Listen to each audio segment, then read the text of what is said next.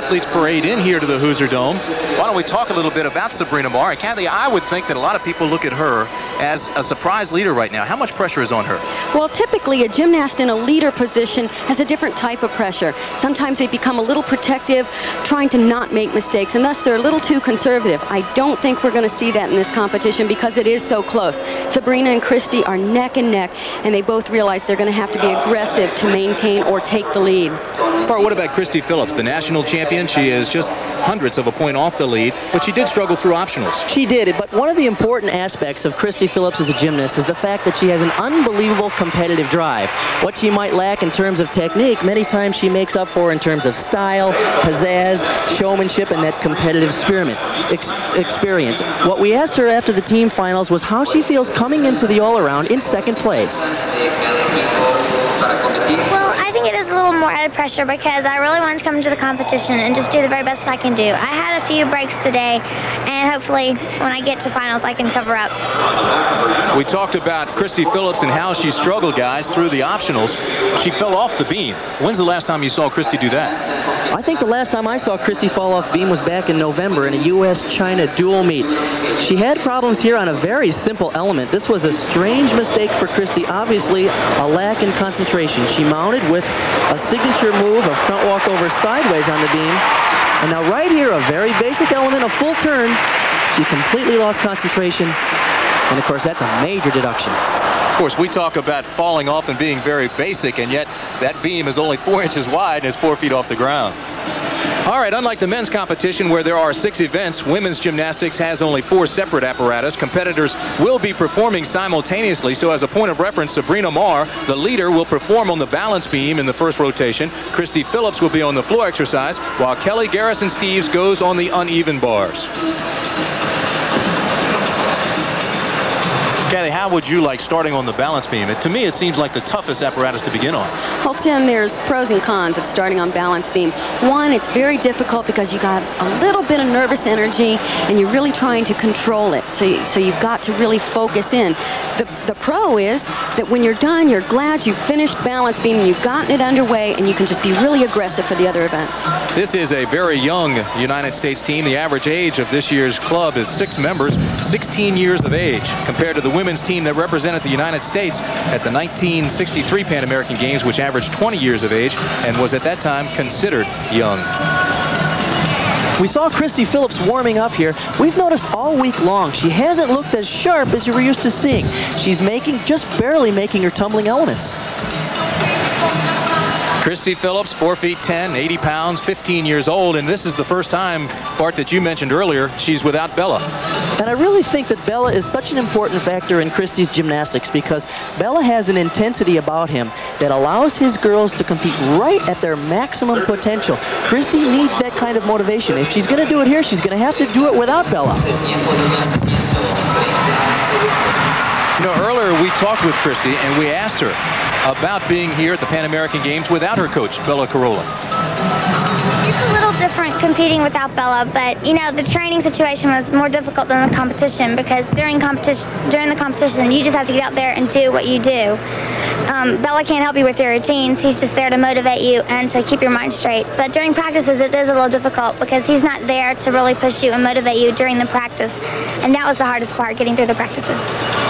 Well, Bella's not here, but her parents are. That's Christy's parents sitting in the stands. Her dad looks a little more tense than does Christy.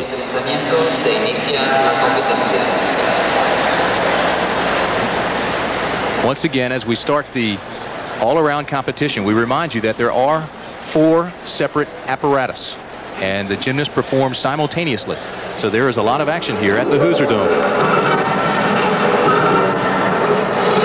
Start on the uneven bars. This is Elsa Chavas.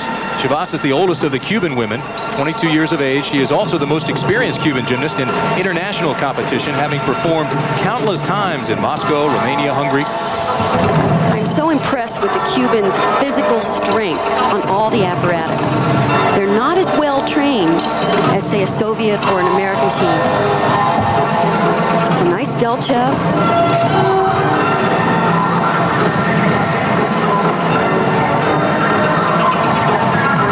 She's not real precise on the handstands.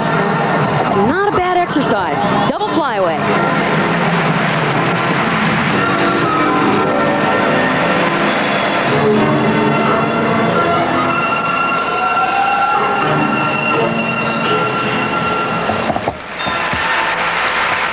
You can see here she does a kip to a cast handstand on the high bar, free hip, and now she does a nice giant swing well over the bar. She needs to hit that handstand a little bit better.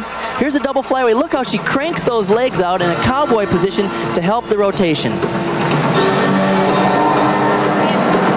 Chivas started in 4th position today.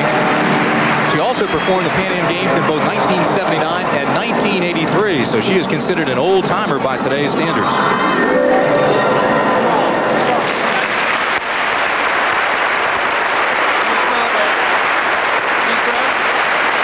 This is Kelly Garrison-Steeves of the United States, attends the University of Oklahoma, currently in 3rd place.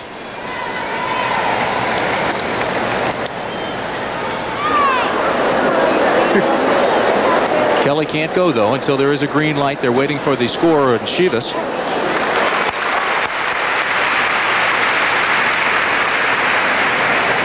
There are 6 judges in women's gymnastics. They throw out the high score and the low score and then average in the 4 remaining scores.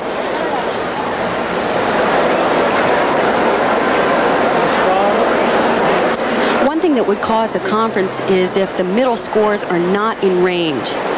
Then they have to call in the judges and try and get them to alter the scores. How difficult these conferences must be on the next gymnast like Kelly Garrison-Steeves here. Reminds me of the Olympics when you had a 9.6 on a strong beam routine. Everything stopped for 7 minutes while the judges conferred, and Julianne McNamara had to stand there for 7 minutes and think about it. That was on the beam. It was very tough on Julianne. She stood up on the podium for quite a long time, particularly for balance beam. You've got a lot of things going through your head. But one thing you have to do is try and just remove yourself from the competition and focus on your routine. And that conference also proved to be very advantageous because they changed your score from a 9.6 to a 9.75.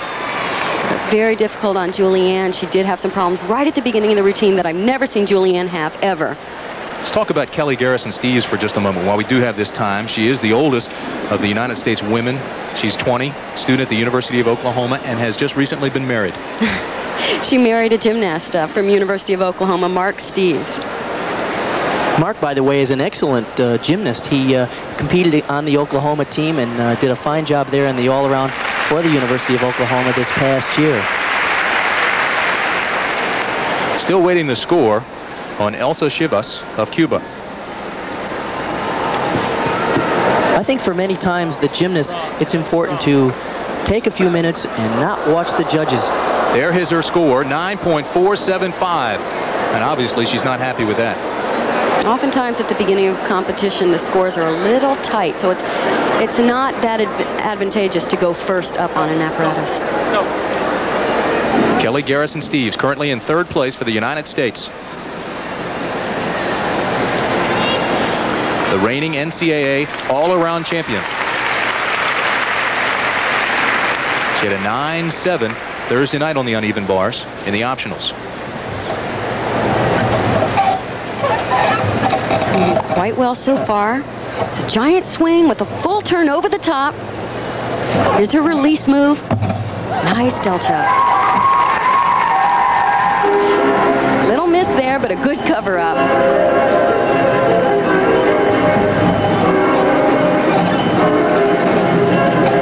Free hip to handstand. And a pike double flyaway, a new dismount for Kelly.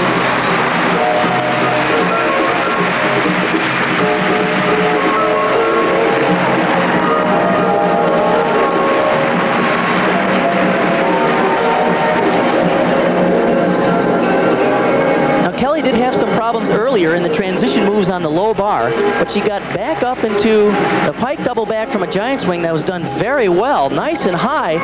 She landed with her legs a little straight and had to take a step. That'll be a 1/10 of a point deduction.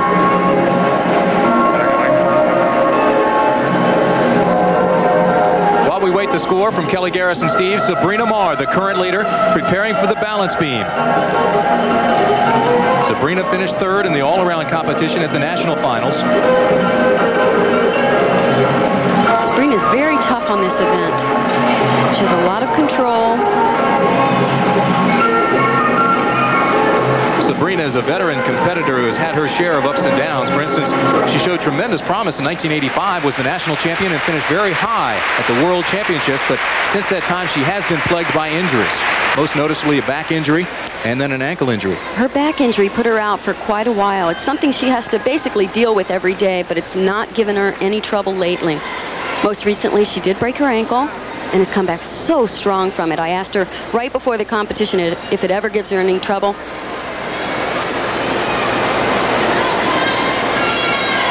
Sabrina had ancient-style Chinese treatment for her back problem. As a matter of fact, she was treated by the same doctor who treated Tiffany Chin, the figure skater. Kelly Garrison-Steeves waiting for her score. It's a 9.70. It's a good score for Kelly to start out this competition. Yeah, pretty high score considering she had some troubles in the middle of the exercise, but she's got to be pleased with that one. So that means Sabrina Marr now needs a 9.55 to stay ahead of Kelly Garrison-Steeves.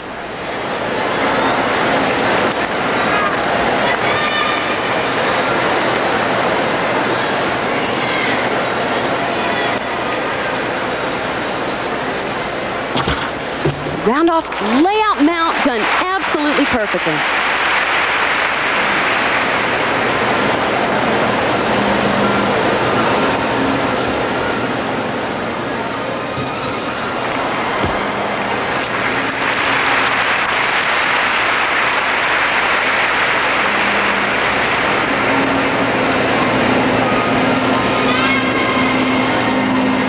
She looks awfully confident. She really does seem more assertive than I've ever seen her in competition. This is a critical part. Back handspring, layout, step out. One step back out of it, but that's not really a major deduction. And the fact that she stepped back out of it shows you that she's overdoing things, not underdoing things. That's how aggressive she's been in this competition.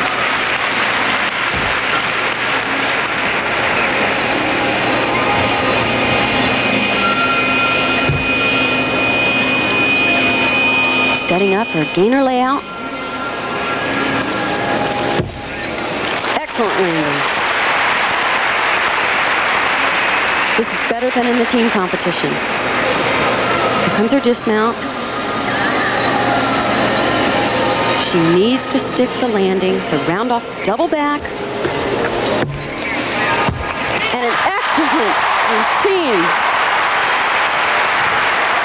That's when you're glad you have balance beam first and get it over with. Sabrina Marr, the 1985 U.S. national champion.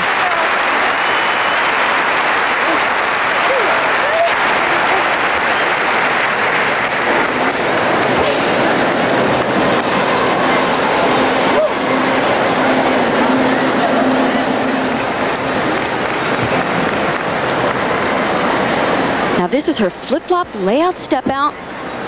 See how straight she is in line with the beam. And as Bart said earlier, a little over rotation. This is a very important part of her routine, sticking the landing here. Round off, tuck double back. She was a little short in the team competition, but she is so aggressive here. Look how she pulls that around, finds the floor, and nails the landing.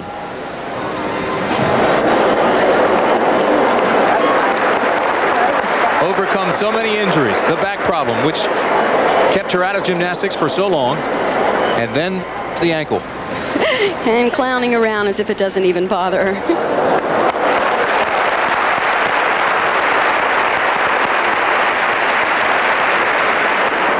Sabrina Marr is a straight A student and says she would like to pursue a career in sports medicine. And she seems qualified with her background.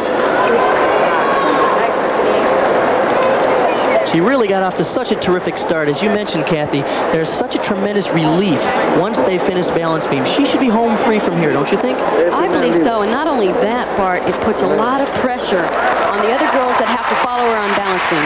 9.70, a very strong performance on the balance beam from Sabrina Marr. Well, let's welcome back to the Hoosier Dome, everybody. And as the gymnasts complete their first rotation, now move on to the next apparatus. Let us tell you that moments ago, Christy Phillips moved into an even closer position to Sabrina Marr in the standings with a brilliant performance on the floor exercise, and she now trails by only 12 1/1000ths of a point.